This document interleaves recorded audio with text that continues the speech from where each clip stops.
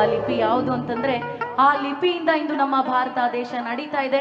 ಆ ಲಿಪಿ ಯಾವುದು ಅಂದ್ರೆ ಡಾಕ್ಟರ್ ಬಾಬಾ ಸಾಹೇಬ್ ಅಂಬೇಡ್ಕರ್ ಅವರು ಕೊಟ್ಟಂತಹ ನಮ್ಮ ಭಾರತ ಸಂವಿಧಾನ. ಒಂದ್ಸತಿ ಜೋರಾದ ಚಪ್ಪಾಳೆ ಬರ್ಲಿ ಡಾಕ್ಟರ್ ಬಾಬಾ ಸಾಹೇಬ್ ಅಂಬೇಡ್ಕರ್ ಅವರಿಗೆ.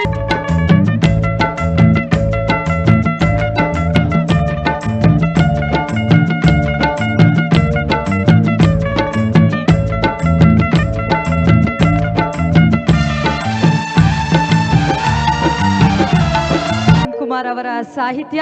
ಎಲ್ಲರೂ ನನ್ನೊಟ್ಟಿಗೆ ಹೇಳಿ ಜೈ ಭೀಮ್, ಜೈ ಭೀಮ್, ಜೈ ಭೀಮ್.